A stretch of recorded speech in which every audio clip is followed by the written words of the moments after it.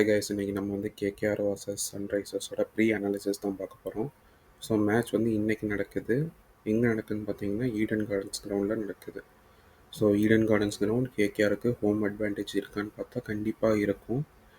But analysis படி பார்த்தோம்னா ரெண்டு டீமுமே கரண்ட் ஃபார்ம் வந்து ரொம்பவே மோசமாக இருக்குது. எஸ்ஆர்ஹெச்சும் லாஸ்ட் மேட்ச் தோற்றுருக்காங்க, கேகேஆர் வந்து லாஸ்ட் மேட்ச் தோற்றுருக்காங்க. ஸோ நம்ம ஹெட் டு ஹெட் ரெக்கார்ட் பார்த்தீங்கன்னா கேகேஆர் தான் டாமினேட் பண்ணியிருக்காங்க. 28 மேட்சஸில் 19 மேட்சஸ் வந்து கேகேஆர் வந்து எஸ்ஆர்ஹெச்க்கு எதிராக வின் பண்ணியிருக்காங்க. அண்ட் ஃபார்ம் ஆல்ரெடி சொன்ன மாதிரி ரெண்டு டீமுமே கொஞ்சம் மோசமாக தான் விளையாடுற மாதிரி எனக்கு தோணுது. பிகாஸ் எஸ்ஆர்ஹெச் எடுத்துக்கிட்டிங்கன்னா அவங்க வந்து ரன்ஸே வந்து 280 அது கெயின் பண்ணியே விளையாடுற மாதிரி இருக்குது. ஸோ ஒரு மேட்சுக்கு ஏற்ற மாதிரி தன்னை அடாப்ட் பண்ணி விளையாடுற மாதிரி எனக்கு தெரியல.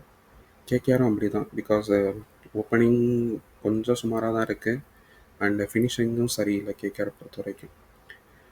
பிட்ச் கண்டிஷன் ஆல்ரெடி நமக்கு தெரியும். ஈடன் கார்டன்ஸ்னாலே பிட்ச் வந்து பேட்டிங் பிட்சாக தான் இருக்கும். ஸோ ஹை ஸ்கோரிங் மேட்சாக நம்ம எதிர்பார்க்கலாம். அண்டு பிளேயிங் லெவன் வந்து ரெண்டு டீமே மாற்ற போகிறது கிடையாது. கீ பிளேயர்ஸ் என்னை பொறுத்த வரைக்கும் எஸ்ஆர்ஹெச் எடுத்துக்கிட்டிங்கன்னா டிராவிஸ் ஹெட் இருப்பார்.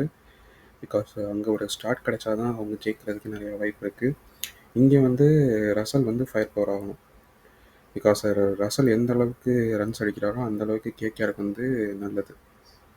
ஓகே, நெக்ஸ்ட் வீடியோவில் பார்ப்போம். நம்ம இந்த மேட்ச் முடிஞ்சதுக்கப்புறம் இதோட போஸ்ட் அனாலிசிஸ் எப்படி இருக்குன்ட்டு அடுத்த வீடியோவில் பார்ப்போம். பாய்.